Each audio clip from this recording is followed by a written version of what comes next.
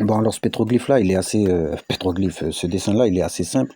C'est un des motifs relevés par James Joshua sur les tablettes Nahakal, qui explique en fait la conception de l'homme.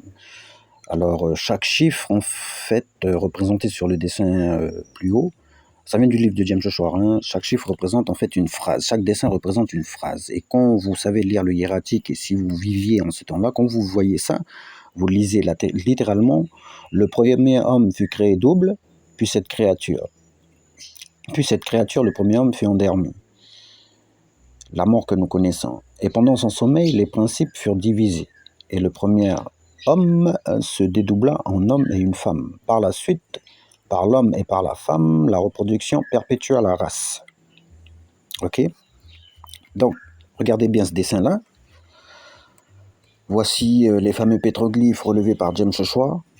Hein? On le voit là, juste en haut. Bon, on voit bien que, comme je le disais, il y a transmission de savoir depuis l'origine de Mu jusqu'à nos jours. Hein.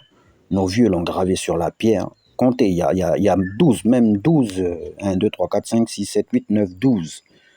Hein? Pareil comme sur le dessin, vous pouvez compter ce qui dépasse, il y en a 12.